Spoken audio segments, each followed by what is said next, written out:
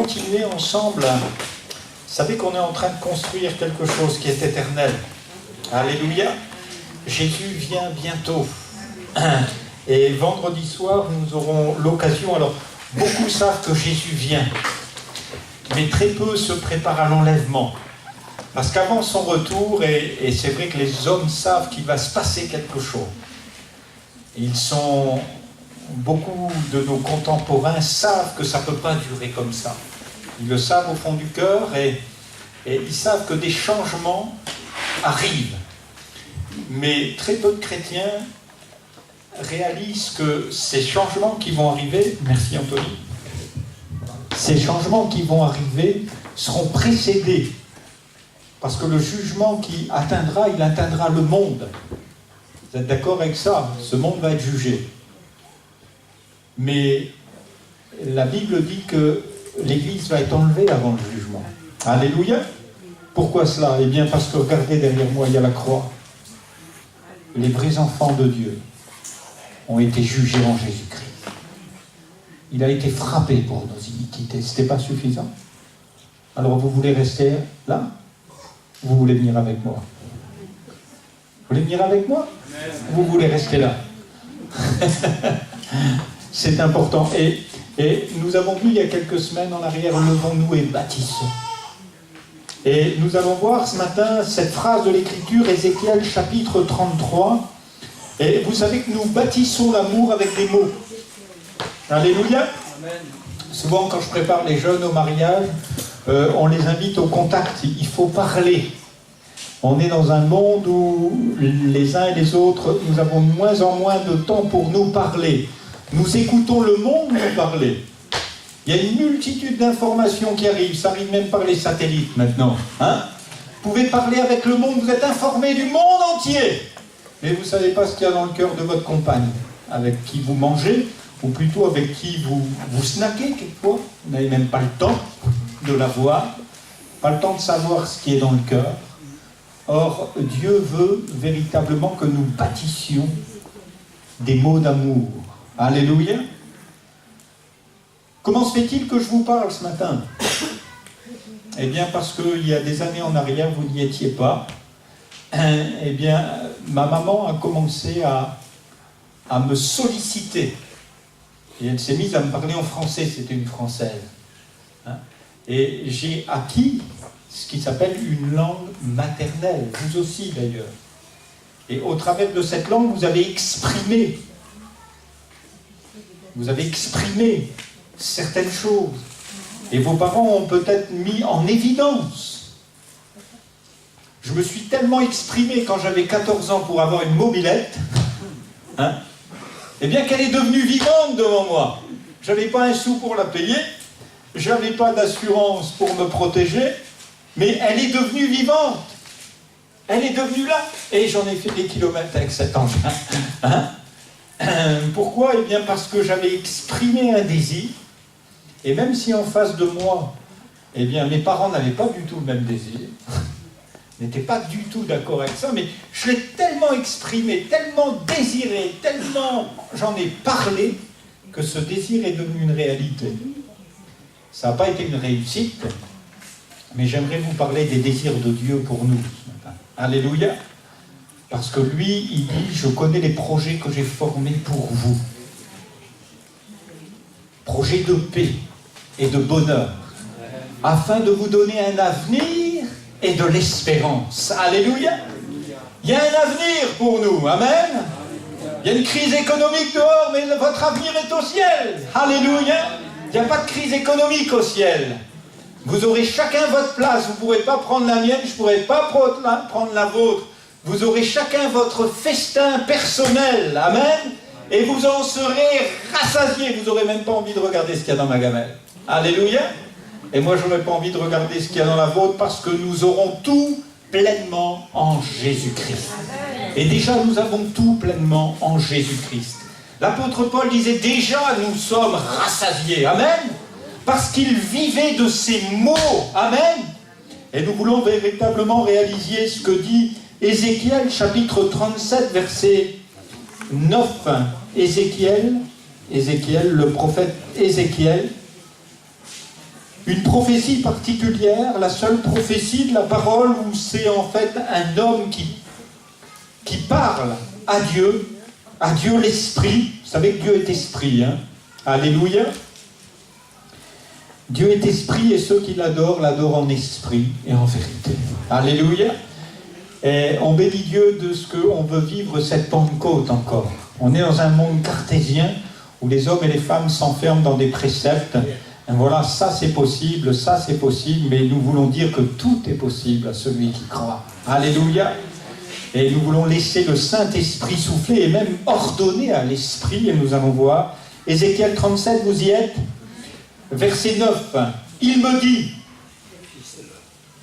Ézéchiel 37, verset 9, on va reprendre tout le texte en entier, mais j'aimerais vraiment vous focaliser sur ce moment qui sera aussi le moment de la conclusion où vous allez pouvoir parler et parler à Dieu pour créer votre avenir et votre espérance. Alléluia, c'est important. Ézéchiel 37, verset 9, il me dit, prophétise et parle à l'Esprit, prophétise, fils d'homme. Tu diras à l'Esprit, ainsi parle le Seigneur l'Éternel. Esprit, viens des 4 vents, souffle sur ces morts et qu'ils revivent. Amen. Alléluia. C'est une exclamation, qu'ils revivent. Alléluia. C'est incroyable de voir la puissance de la parole. Vous savez que Dieu est esprit, mais Dieu est aussi parole. Alléluia. Tout a été créé par sa parole. Il a désiré vous voir. Amen. Et vous êtes le rêve de Dieu, quelque part. Savez-vous que vous êtes le rêve de Dieu? Alléluia. Dieu a tant aimé le monde qu'il a rêvé de vous. Alléluia. Avant même que le monde soit, il a rêvé de vous. Il vous portait sur votre cœur. Il avait déjà façonné vos visages. Il avait déjà façonné vos jours. Et sur son livre était écrit tous les jours de ma vie. Alléluia. Vous savez que Jésus est passionné de vous. Amen. Tu peux dire à ton voisin, tu as bien fait de venir ce matin. Parce que si vous venez au culte quelquefois en traînant les pieds, sachez que vous avez un Dieu qui est passionné de vous. Il me dit, prophétise, viens des 4 vents, souffle sur ces morts et qu'ils revivent. Alléluia. Nous avons besoin de découvrir cette puissance, cette vie de résurrection, la puissance de la parole. Elle est inclue dans cette parole que nous avons vue ensemble il y a quelques semaines en arrière. Levons-nous et bâtissons ensemble. Mais bâtir quoi? C'est une histoire incroyable que cette vision d'Ézéchiel. Et j'aimerais qu'on la relise ensemble du verset 1er au verset 14, afin que vous réalisiez que ce matin, vous pouvez parler comme Dieu parle. Alléluia. Vous pouvez confesser ce que Dieu confesse. Alléluia. Vous pouvez vivre de la manière dont Dieu vit. Alléluia. Au ciel, il y a un triomphe, il y a une victoire, et Dieu veut que nous soyons assis dans les lieux célestes en Jésus-Christ. Alléluia. Et il nous faut réaliser ça. Ézéchiel 37, verset 1. Réalisons ce matin et vivons. J'aimerais vous entraîner, non pas dans un scénario de film à science-fiction, mais réaliser la vie que Dieu a. C'est bien plus fort que tous les grands films de science-fiction. Parce que nous pouvons communiquer la vie. La main de l'Éternel fut sur moi, et l'Éternel me fit sortir en esprit, et me déposa dans le milieu de la vallée. Celle-ci était remplie d'ossements. Il me fait passer auprès d'eux, tout autour. Or, ils étaient très nombreux, à la surface de la vallée, et très secs. Il me dit, fils d'homme, ces eaux pourront-ils revivre? Je répondis, Seigneur éternel, c'est toi qui le sais. Il me dit, prophétise sur ces eaux, tu leur diras, ossements desséchés. Écoutez la parole de l'Éternel. Ainsi parle le Seigneur, l'Éternel, à ces eaux. Voici que je vais faire venir en vous un esprit, et vous vivrez.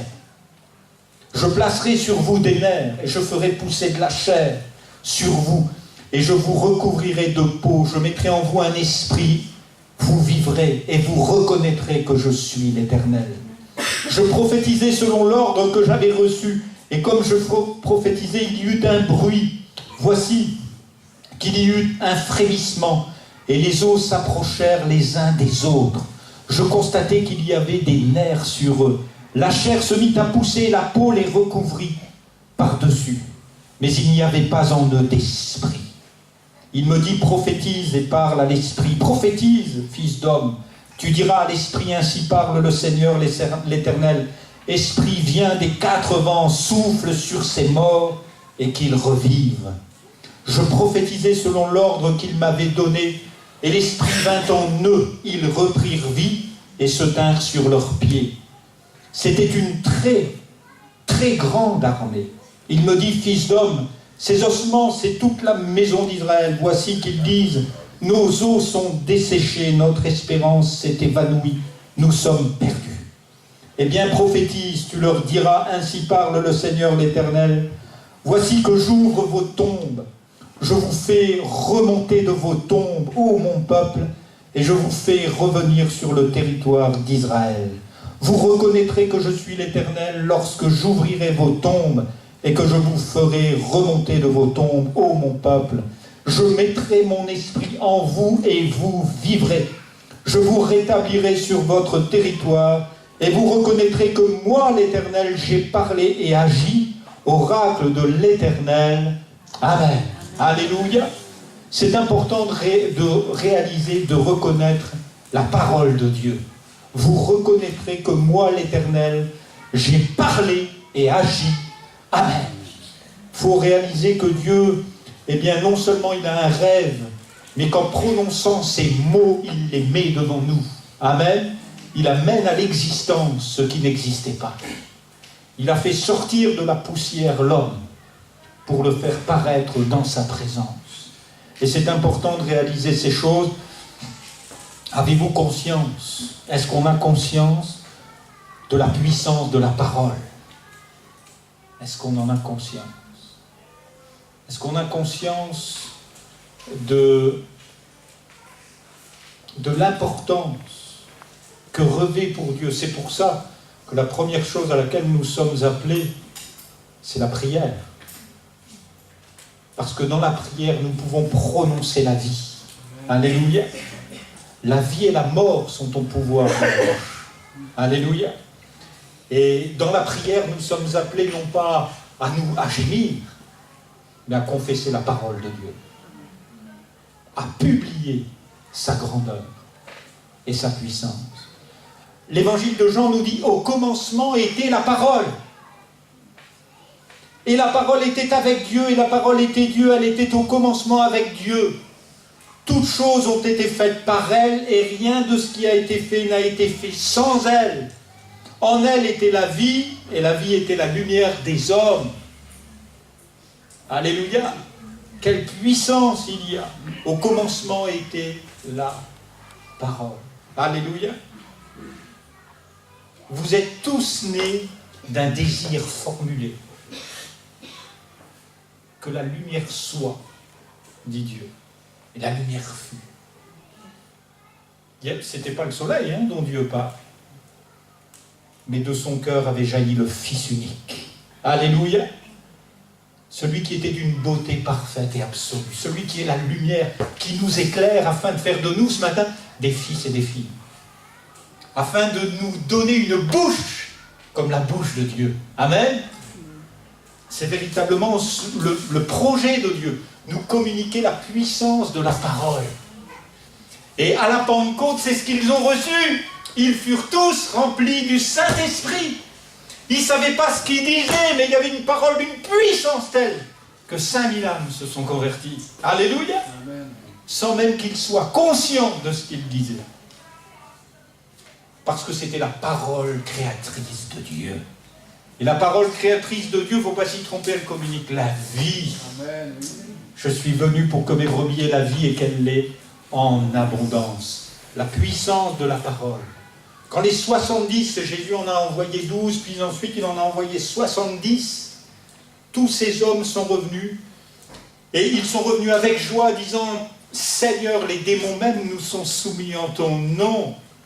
Vous savez que par votre parole, vous pouvez anéantir le prince de la puissance de l'air. Vous pouvez arrêter les effets sataniques sur vos maisons, dans vos vies, dire arrière. La lumière est là. Alléluia. La vérité paraît. Et quand les 70 sont revenus avec joie, disant, Maître, Les démons même nous sont soumis. Et la Bible nous dit à ce moment même, Jésus a tressailli de joie par le Saint-Esprit.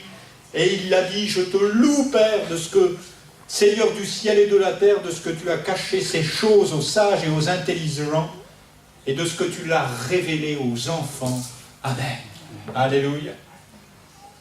Et les enfants connaissent la puissance de la parole, c'est bientôt Noël, hein? Alors ils écrivent leurs vœux, mais ils vous en parlent aussi, hein? Et comme moi j'ai pu parler de ma mobilette quand j'étais gamin, eh bien il y avait une telle puissance de persuasion que les parents cédaient. Mais nous sommes devant un Père qui ne veut pas nous donner seulement des choses qui fonctionnent, du matériel, mais qui veut que nous communiquions la vie. Et la vie abondante de Dieu, la puissance de la parole. Comment ces choses ont-elles pris place dans la vie d'Ézéchiel? Ces choses ont pris place par la conduite de Dieu. La main de l'Éternel fut sur moi, et l'Éternel me fit sortir en esprit, et me déposa dans le milieu de la vallée. Celle-ci était remplie d'ossements. Amen. J'aimerais vous dire que le Seigneur vous a conduit ici ce matin. Il y a peut-être un peu moins de monde, il y a des gens en vacances, mais je crois que la parole n'est pas toujours pour tous. Jésus, à certains moments, n'en a pris que 12 pour les avoir avec lui. Et la Bible dit qu'à certains moments, alors que sa parole devenait d'une puissance extraordinaire, et qu'ils ont vu sur la montagne, et que Pierre en parlera des années plus tard, comme une révélation merveilleuse, parce que le ciel s'est fait entendre, une voix s'est fait entendre. Celui-ci est mon Fils bien-aimé, en qui j'ai mis toute mon affection. Quelle parole créatrice de vie dans le cœur de Jésus, mais créatrice de vie dans le cœur de ces 3 hommes. Et je crois que Dieu veut nous amener véritablement dans sa conduite. Si vous êtes conduits par l'Esprit, dit l'Écriture, vous êtes fils et filles. Il fut emmené par l'Esprit. La main de l'Éternel fut sur moi. Je crois que si vous êtes arrivés ici ce matin, c'est parce que la main de Dieu est sur vous. J'ai prié pour ce culte au long de cette semaine. J'ai dit, Seigneur, amène tes fils et tes filles. Fais sortir des 4 vents, de l'Est, de l'Ouest, du Nord, du Sud, puisque je vais parler sur ça, puisque je vais ordonner à l'Esprit de communiquer la vie. Alors fais venir du Nord, du Sud, de l'Est, de l'Ouest, ceux qui sont prévus pour la vie. Amen. Ceux qui doivent entendre ce souffle, la puissance de la parole, elle est conduite par Dieu dans des événements très particuliers. Cette semaine, j'ai eu la joie de faire un accident de voiture ou de casser ma voiture. Je dis j'ai eu la joie parce que ça m'a permis de parler avec des gens avec qui je n'aurais jamais parlé. Ça m'a permis d'être dans un garage où je n'aurais jamais été. Ça m'a permis de rencontrer des hommes que j'aurais jamais rencontrés. Ça m'a permis de parler avec un homme qui était atteint d'une leucémie et qui va commencer sa chimio dans 1 mois. Et cet homme ne parlait pas avec moi, il parlait avec quelqu'un d'autre. Et alors que j'aurais pu être dans le souci mécanique, matériel, financier qui m'arrivait, parce que l'argent ça part, quand on a des soucis, ça... Mais Dieu m'a parlé au travers de ces choses. Et alors même que cet homme parlait avec son ami de sa chimio qui allait commencer, l'Esprit a saisi mon cœur d'un désir pour lui. Dieu désirait cet homme. Et puis, j'ai laissé faire, mais l'Esprit ne m'a pas quitté. Hein. C'est à lui que tu dois parler. Et puis, j'ai dû attendre pendant 1h15. Je vous passe les détails. Pendant 1h15, il était pris par un tas de choses. Et puis, il y a un moment. J'ai dit, monsieur, je me permets de vous interrompre. Vous avez parlé de votre cancer, de votre leucémie. Et j'aimerais vous parler de celui qui peut souffler la vie en vous. Ça a duré 5 minutes. Cet homme était bouleversé. Et il m'a dit, monsieur, on ne m'a jamais parlé comme ça. Et c'est vrai, j'ai de la chimio à faire, mais je me souviendrai. Je lui ai dit surtout, vous ne vous souvenez plus de mon visage, mais rappelez-vous le nom. Parce que vous serez peut-être bientôt couché sur votre lit. Vous aurez des douleurs terribles. Sachez que c'est Jésus qui vous aime.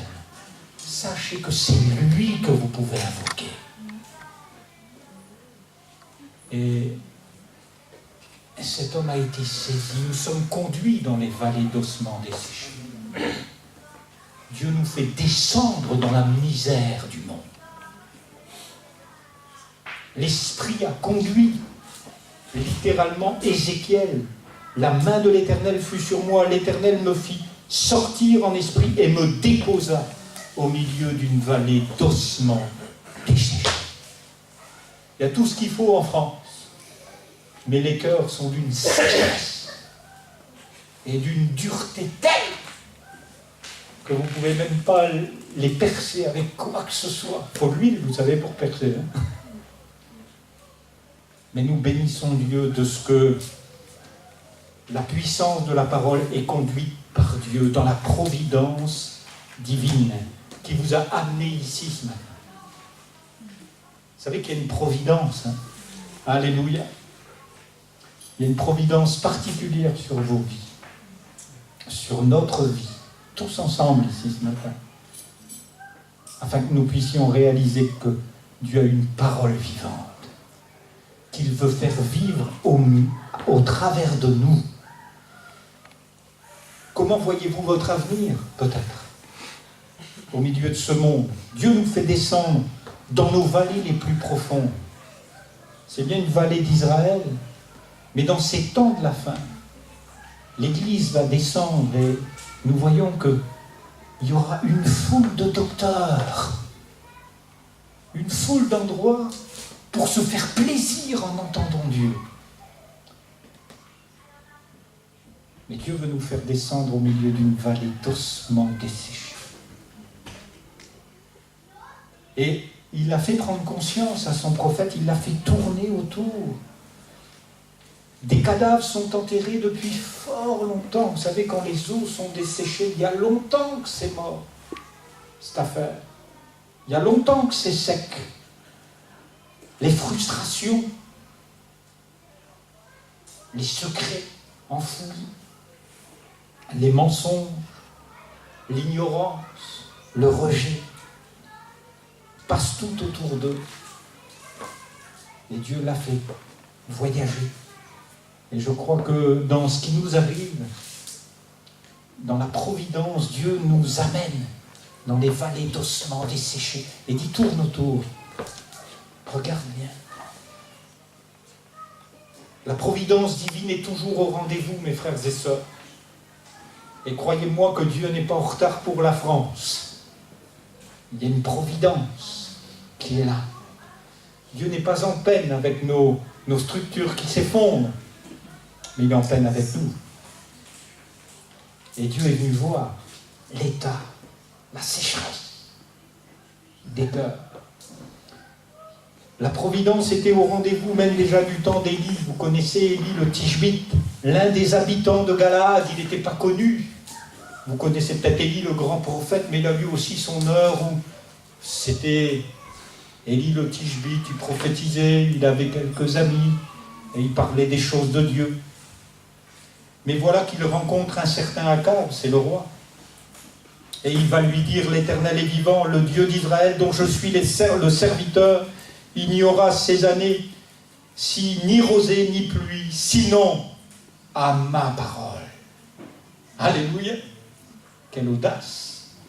Ce jeune inconnu, Élie le Tishbite.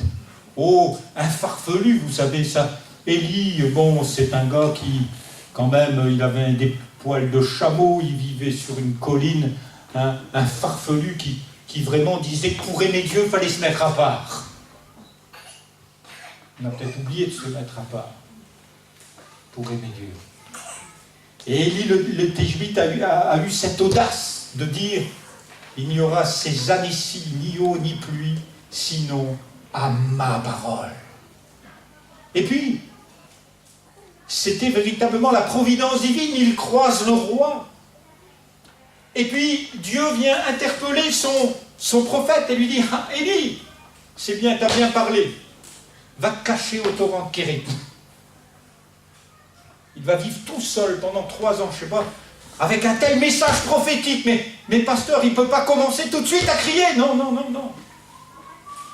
La providence divine est là pour que le prophète lui-même apprenne à vivre de l'abondance de la grâce. Alléluia. Vous savez que Dieu va nous apprendre à vivre de l'abondance de sa grâce. Alors où tout devient sec, nous allons pouvoir vivre de la providence divine. Amen. Parce qu'avant de la proclamer, il faut la vivre. Et Dieu nous permet de vivre la puissance de la parole conduite par Dieu. Quand Jésus est passé dans ma vie, vous savez, j'étais au bord de la mer, alors j'avais les pieds dans l'eau, mais ma vie était la plus sèche qu'il soit. Mon fils allait mourir. On allait probablement divorcer dans les semaines qui suivaient.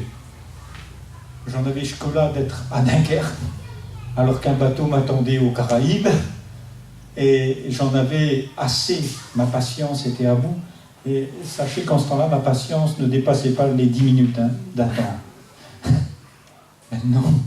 Maintenant, ça va un petit peu plus loin.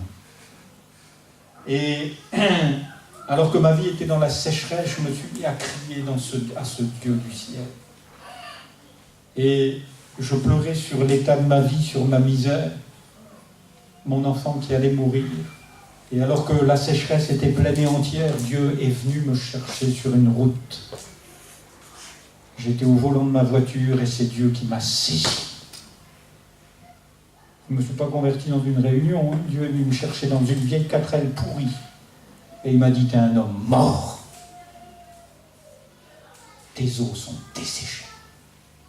Il ne m'a pas dit que mes os étaient desséchés, je l'ai compris plus tard. Mon cœur était tellement sec, tellement étroit, tellement petit.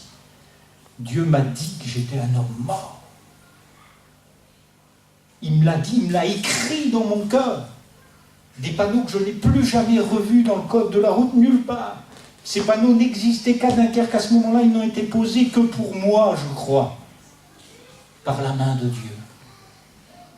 Danger de mort, juste en dessous, il y avait un cimetière. Et quand je suis passé là, danger de mort est rentré en moi. Dieu m'a dit, t'es un homme mort, c'est foutu. Mais sa main bienfaitrice est descendue. Sa main bienfaisante est descendue alors même sur le berceau de mon fils. Et quand je suis arrivé à l'hôpital, mon fils était guéri. Oui, il a une parole qui donne la vie. Alléluia. Mais pour ça, il faut que cette providence agisse. Et il se peut que Dieu passe au milieu de votre vie desséchée, afin que vous preniez conscience. La puissance de la parole, elle est conduite par Dieu. La puissance de la parole, elle est dirigée vers la foi.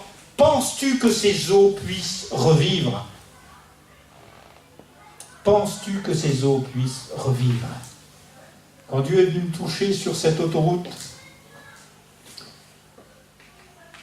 une telle joie remplit mon cœur que pour moi, il n'y avait pas la place au doute à ce moment-là.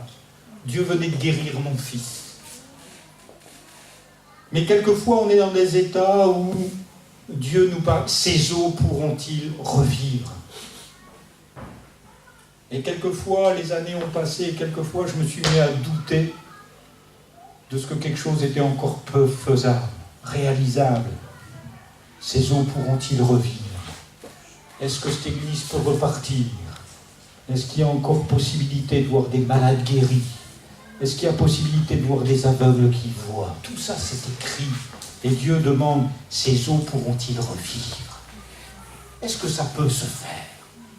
Et Dieu prend nos cœurs à témoin. Est-ce que c'est possible? Et bien des fois, il a pris des hommes et des femmes à témoin, des hommes et des femmes qui connaissaient Dieu. Vous connaissez Marthe et Marie et Lazare. Ces gens, c'était les amis de Jésus. Et ils avaient l'habitude, quand Jésus passait, de la voir à la table et d'apprendre qu'il passait dans le village. Alors, des malades étaient guéris, des boiteux marchaient, c'était quelque chose d'extraordinaire. Et puis Lazare est tombé malade. Mais Jésus n'était pas là. Alors on l'envoie chercher. Et Marthe et Marie vont s'approcher, bien sûr. Et Marthe dira à Jésus, je crois que mon frère, oui, ressuscitera à la résurrection d'entre les morts. Oui, je crois, ouais, c'est vrai, Seigneur. Tu vois, on s'approche du cimetière, ça fait 3 jours qu'il est dans la tombe. Je crois, Seigneur, que mon frère va ressusciter à la résurrection des morts. Voilà, c'est comme ça. Je suis la résurrection et la vie. Alléluia. Et alors même, alors qu'ils sont en train de tourner dans ce cimetière, qu'il n'y a que des ossements desséchés, alors qu'on va dire à Jésus, mais tu nous demandes de rouler la pierre, mais ça sent là-dedans. Jésus va dire, Lazare, sort! Et en un clin d'œil, il sera venu. Alléluia. Il nous faut réaliser la puissance de la parole dont Dieu nous permet d'être au bénéfice ce matin et de bénéficier, d'en faire bénéficier d'autres. Elle est conduite par Dieu, dirigée vers la foi. Je suis la résurrection et la vie. Alléluia. Je crois que les choses les plus moribondes peuvent être ramenées à la vie. Amen. Je crois que là où des hommes et des femmes ont gâché toute leur vie, où il n'y a plus que des os desséchés, eh bien Dieu ramène la vie. Je crois que cette femme au bord du puits qui est désespérée, qui a une vie sentimentale desséchée, elle a eu 5 maris et celui avec elle vit, il n'est pas son mari, cette femme a une vie sentimentale, mais c'est une sécheresse, c'est un désert. Mais cette femme, ce jour-là, va boire à la source d'eau vive. Amen. Et sa vie va reprendre place. Amen. Ces eaux pourront-ils revivre? Parle à ces eaux. Croyez-vous à la puissance de la parole? Alléluia. Parle à ces eaux desséchées. Comment vous parlez à vos enfants? Comment vous parlez à ceux qui vous entourent? Parle à ces eaux desséchées. Est-ce que vous croyez que c'est possible encore de parler à des gens qui n'écoutent même pas, qui n'entendent plus rien? C'est possible. Parle à ces eaux desséchées. Est-ce que vous croyez qu'un os peut entendre? Oui, c'est possible. Alléluia. Est-ce que vous croyez que la poussière peut entendre? Dieu a formé, il vous a formé, il m'a formé de la poussière de la terre. Et la poussière a entendu la parole de Dieu. Et la poussière est devenu un homme entre les mains de Dieu. Alléluia. Parle à ces eaux desséchées et dis-lui, reprends vie. Amen. Reprends forme. Et réalisons d'abord qu'il y a aussi dans la foi même, réalisons bien qu'il y a le projet humain dans la foi. Et Dieu va prendre le soin de décliner à son prophète. Parle, dis à la chair qu'elle repousse. Dis aux nerfs qu'il repousse. Alléluia. Moi j'aime bien parce que vous êtes venus ce matin. Hein. Alléluia. Il y a bien des gens qui m'appellent. Pasteur, on ne sera pas là, mais on est là avec vous en esprit. C'est pas comme ça la vie. C'est pas comme ça la foi. Ça ne marche pas comme ça. Parle, dis-lui que sur ces eaux, il y a des nerfs qui grandissent. Il y a de la chair qui prend une place. Alléluia. Dieu n'est pas venu en esprit. Hein. Il est ce matin avec nous en esprit. Pas lui d'ailleurs, parce qu'il est au ciel. Mais son esprit est là. Mais ne dites jamais à votre pasteur, je serai là en esprit. Non, non, il n'y a que le Saint-Esprit qui est là. Dites, je ne viens pas, je n'ai pas envie. Mon corps sera ailleurs. Je préfère aller me promener, pasteur. À ce moment-là, on pourra prier pour vous parce que vos os sont desséchés. C'est ça la réalité. Parle à ces eaux desséchées. Dis-leur que la chair grandisse. Dis-leur que les tendons se placent. Alléluia. Dieu veut utiliser vos corps. Hein. Alléluia. Vous êtes le temple du Saint-Esprit. Christ veut vivre en vous pour faire vibrer sa parole. Amen. Pour faire ouvrir vos bouches et publier sa grandeur. Pour que vous confessiez les louanges de Dieu. Il vous a sorti de la poussière de la terre pour que, en face du diable, il y ait des hommes qui disent gloire à Dieu. Alléluia. Et c'est important de réaliser, il nous dirige vers la foi. Celui qui a le Fils a la vie. Celui qui n'a pas le Fils n'a pas la vie. Et il est déjà en jugement. Voilà pourquoi c'est important de réaliser que Dieu nous dirige vers la foi humanisée, que la chair repousse, que les nerfs prennent place. Et la Bible nous dit, eh bien, que ces choses se sont faites. Est-ce que vous voulez prophétiser déjà pour avoir de bonnes relations humaines? Alléluia. Seigneur, je veux prophétiser que sur mon voisin, ce sera autre chose que bonjour, bonsoir, et je mets un prospectus pour calmer ma conscience. Non, non. Ce sera je voudrais vous voir. J'aimerais vous offrir un café de chez moi qui va descendre dans votre bouche, dont vous allez goûter avec moi, qui va descendre jusque dans votre estomac, qui va vous réchauffer. Et une fois que le corps, seulement une fois que le corps sera vivant. Et Dieu parle, il dit, je vais vous attirer avec des liens d'humanité. C'est important de réaliser que la foi, c'est une ferme assurance. Des choses qu'on espère, mais c'est aussi une démonstration. Ces eaux desséchées pourront-ils revivre? Bientôt les morts en Christ ressusciteront, nous dit la Bible. Alléluia. Et nous les vivants, nous ne les devancerons pas, mais nous serons changés en un clin d'œil. Alléluia. Oui, Dieu va s'occuper même de nos corps pour les rendre incorruptibles. Alléluia. Ils sont corrompus par toute forme de péché, tout ce que nous avons vécu, nos abus, notre indignité, tout ce qu'on a fait subir à ce corps. Mais bientôt, il sera changé en un clin d'œil. Et il revêtira l'incorruptibilité. Parce qu'au ciel, le diable ne pourra plus nous corrompre. Nous ne serons plus tentés parce que nous serons semblables à lui. Il nous faut réaliser la puissance de la parole. Elle est conduite par Dieu, elle est dirigée vers la foi et elle communique la vie. Elle communique la vie, parle à l'Esprit. Le Saint-Esprit applique la parole de Dieu. Et la Bible dit, quand le consolateur, c'est Jésus qui va mettre les choses en place, quand le consolateur sera venu, l'Esprit de vérité, il vous conduira dans toute la vérité, car il ne parlera pas de lui-même, mais il dira tout ce qu'il aura entendu, et il vous annoncera les choses à venir. Il me glorifiera parce qu'il prendra de ce qui est à moi et vous l'annoncera. Tout ce que le Père a est à moi, c'est pourquoi j'ai dit qu'il prend de ce qui est à moi et qu'il vous l'annoncera. Amen. Il prend de ce qui est à Jésus ce matin. Les paroles qui sont dites ce matin sont esprit et vie. Vous pouvez recevoir ce matin la guérison qui est à Jésus, en Jésus. Vos os sont desséchés, désespérés d'attendre, tout est devenu sec. Bien, Dieu veut vous communiquer la foi. C'est pour ça que Jésus a dit, ils imposeront les mains aux malades et les malades seront guéris.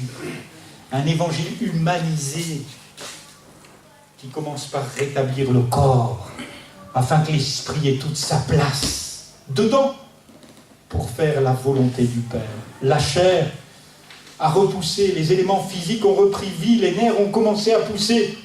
Jésus s'est fait homme. Alléluia. C'est pas un Dieu qui est venu du ciel en disant c'est moi le champion, non. Il s'est fait homme, introduit dans le sein même d'une vierge, mis au monde comme tous les hommes, grandi dans le sein d'une famille comme toutes les familles. Fils aîné d'une famille nombreuse, puisqu'on sait qu'il a eu 4 frères et des sœurs. Donc je vous laisse imaginer, il y avait du monde à la maison chez Jésus. Et sa maman et ses frères sont venus pour lui dire « Arrête, tu nous fais peur, ils vont te faire du mal. » Mais il venait pour porter nos péchés. Il venait pour se donner pour nous. Alléluia. Afin que nos chairs repoussent, mais plus encore, afin que l'Esprit nous communique la parole de vie. Comme il parlait encore, et j'en parlais tout à l'heure, une nuée lumineuse les couvrit, et voici une voix fit entendre du ciel, « Celui-ci est mon fils bien-aimé en qui j'ai mis toute mon affection. » Et cette parole précise, écoutez-le. Alléluia. Et nous sommes venus pour écouter. Vous m'écoutez avec attention. Mais j'aimerais vous laisser la parole ce matin. Alléluia. Que vous puissiez dire, esprit des quatre vents, souffle. Du nord, du sud, de l'est, de l'ouest. Et viens, souffle sur ces eaux desséchées. Et qu'il revive. Qu'il y ait une véritable humanité qui prenne place. Et qu'ensuite, eh bien, le Saint-Esprit vienne communiquer la vie du Père. Car il a reçu du Père honneur et gloire, quand la gloire magnifique lui fit entendre cette voix qui disait « Celui-ci est mon Fils, en qui j'ai mis toute mon affection. » C'est l'Esprit qui vivifie, la chair ne sert de rien, dira l'apôtre. Les paroles que je vous ai dites, c'est pas Paul d'ailleurs, c'est Jésus qui dit ça. Les paroles que je vous ai dites sont esprit et vie. Dieu a planté en vous une parole vivante. Sa parole est vivante. Elle est au départ comme une semence. Elle prend place d'abord pour que vos corps soient ramenés à la vie. Mais ensuite, elle prend place pour que l'esprit prenne toute sa force. Et que vous puissiez dire à l'esprit, esprit, souffle des quatre vents, du nord, du sud, de l'est, de l'ouest. Souffle des quatre vents. Et viens nous donner une parole vivante. Et ce fut une armée très nombreuse. Très nombreuse. Alléluia. On va se lever ensemble. J'aimerais vous donner la possibilité de parler au nom du Seigneur Jésus, afin que vos malades soient relâchés, afin que ceux qui sont au nord, à l'est, à l'ouest, soient délivrés. Et j'aimerais aussi vous donner la possibilité de vous avancer et dire, viens, Esprit de Dieu, afin de prophétiser sur vos vies. On va nous approcher de vous et on va chercher une parole prophétique, afin que vous ayez une vie abondante, afin que quelque chose jaillisse de vos cœurs. Je suis venu pour que mes brebis aient la vie et qu'elle l'ait en abondance. Ceux qui sont debout à leur place, vous pouvez parler à l'esprit. Vos enfants sont dans la sécheresse. Vos maris sont secs, malades. Vos familles sont des eaux desséchées. Peut-être qu'ils ont même été desséchés par vous-même, par la religion que vous avez professée. Mais c'est le moment de dire, Esprit, souffle des quatre vents. Du nord, de l'est, du sud, de l'ouest. Souffle sur ces eaux desséchées. Je vous laisse parler, invoquer le Seigneur, et nous allons maintenant prier pour les malades. Prier pour que vous soyez remplis du Saint-Esprit et que vous viviez dans l'Esprit. Approchez-vous sur le devant, on a fait de la place là ce matin. On veut prendre du temps, ceux qui restent à leur place, prophétiser, parler à Dieu. Alléluia. Ordonner au mal de reculer maintenant. Les eaux desséchées en Israël, on n'avait même pas le droit d'y toucher, on devenait impur. Mais on peut prophétiser que le mal doit reculer. Alléluia. Et que la lumière soit.